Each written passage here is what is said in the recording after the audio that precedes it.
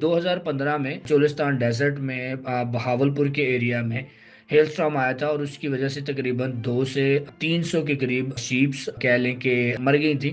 کے پی کے میں تقریباً 4 لوگوں کی جان چلی گئی تھی ہیل اسٹارم کی وجہ سے۔ 2019 میں اگر ہم دیکھیں تو بہت ساری گندم کی فصل کو نقصان ہوا تھا، اور اس سال گورنمنٹ اپنا جو ٹارگٹ تھا وہ پورا نہیں کر سکی تھی ویٹ پروڈکشن کا، کیونکہ فصلیں بہت زیادہ تباہ ہو گئی تھی۔ پنجاب میں 8 لوگوں کی جان چلی گئی تھی، اور اس میں آبویسلی صرف ہیل اسٹارم بھی نہیں تھے بلکہ ہیوی رین بھی تھی، اور اس کے بعد لائٹننگ بھی۔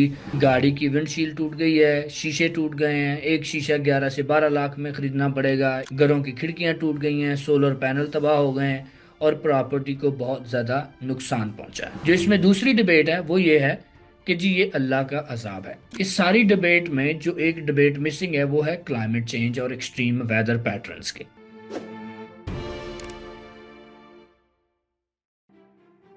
جی السلام علیکم، میں ہوں ڈاکٹر محمد اتفاق اور آپ دیکھ رہے ہیں سائنس ٹاک۔ آج ہم بات کریں گے اسلام آباد اور کے پی کے کچھ حصوں میں جو ابھی ہیل سٹارم آیا ہے 16 اپریل کو، اس حوالے سے۔ تو چلیں بات کرتے ہیں کہ 16 اپریل کو اسلام آباد اور کے پی کے کچھ حصوں میں ژالہ باری ہوئی، اور اس کے بعد سے مین سٹریم میڈیا اور سوشل میڈیا پر اس بارے میں کافی بات ہو رہی ہے۔ اب بہت اچھی بات ہے، اس پر بات ہونی چاہیے، لیکن اتنا شور ابھی کیوں ڈالا جا رہا ہے؟ اس پر آج ہم بات کریں گے کہ آج کی اس ایپیسوڈ میں ہم آپ کو بتائیں گے کہ پاکستان میں ہیل سٹارمز کب کب آئے اور اس سے کتنا نقصان ہوا۔ اس کے علاوہ ہم آپ کو یہ بھی بتائیں گے کہ اس دفعہ جو ہیل سٹارم آیا ہے وہ اتنا زیادہ نقصان کیوں کر گیا، اور اس کے بارے میں لوگ کیا کہہ رہے ہیں۔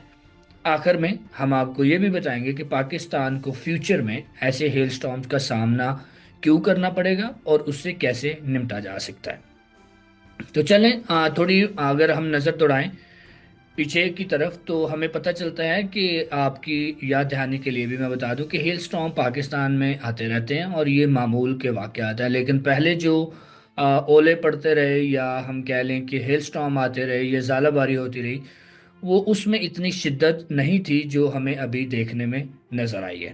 لیکن کیا یہ ہیل سٹارم ایک بہت ڈیفرنٹ تھا جو پہلے آتے رہے ہیں؟ اس کا جواب بھی آج ہم جاننے کی کوشش کریں گے۔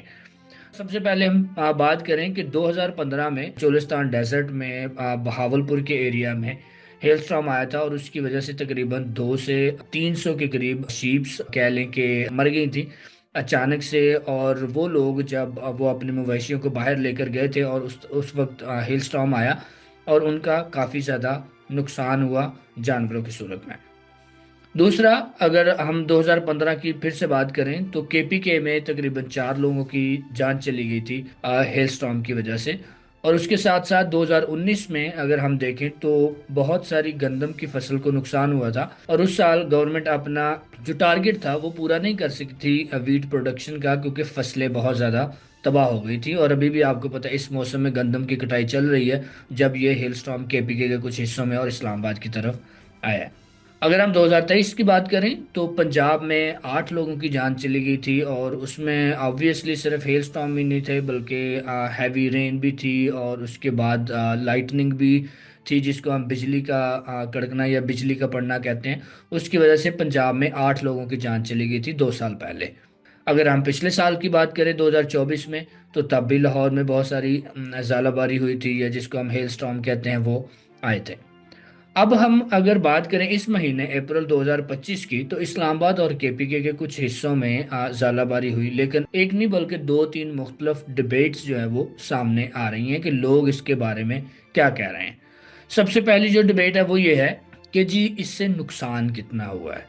ہر کوئی بات کر رہا ہے کہ گاڑی کی ونڈ شیلڈ ٹوٹ گئی ہے، شیشے ٹوٹ گئے ہیں، ایک شیشہ 11 سے 12 لاکھ میں خریدنا پڑے گا، ایک ونڈ شیلڈ کی اتنی کاسٹ ہے، ٹویوٹا ڈیلرز نے ڈسکاؤنٹ آفر کر دیا ہے، گھروں کی کھڑکیاں ٹوٹ گئی ہیں، سولر پینل تباہ ہو گئے ہیں، اور پراپرٹی کو بہت زیادہ نقصان پہنچا ہے۔ لیکن یہ کوئی بات نہیں کر رہا کہ ایسا کیوں ہوا ہے اور اس کے بارے میں کیا کر سکتے ہیں، اور ایسے نقصانات سے پاکستان فیوچر میں کیسے بچ سکتا ہے۔ جو اس میں دوسری ڈیبیٹ ہے وہ یہ ہے کہ جی یہ اللہ کا عذاب ہے۔ کوئی کہہ رہا ہے کہ جو ہم نے فلسطینیوں کے ساتھ کیا ہے اور جو ہم نے کشمیریوں کے ساتھ کیا ہے، یہ اس کے بعد ہمیں اس کی سزا مل رہی ہے، اور کوئی یہ کہہ رہا ہے کہ اللہ تعالیٰ نے پاکستان کے لیے ایک میسج چھوڑا ہے۔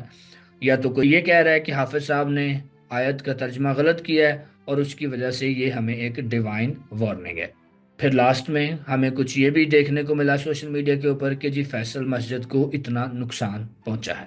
لیکن اس ساری ڈبیٹ میں جو ایک ڈبیٹ مسنگ ہے وہ ہے کلائمیٹ چینج اور ایکسٹریم ویدر پیٹرنز کے۔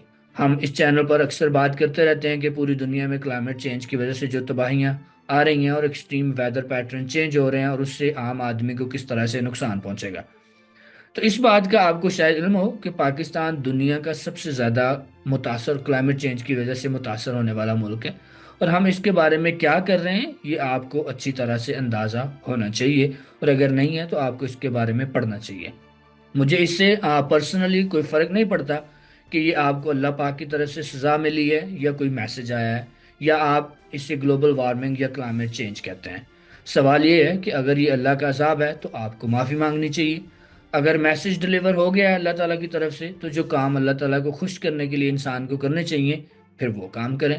اور اگر یہ کلائمیٹ چینج ہے تو آپ میٹیگیشن اور اڈاپٹیشن کی طرف جائیں۔ جو آپ کو بلیو کرنا ہے آپ کریں، لیکن اس کے حل کی طرف جانے کی بات ضرور کریں۔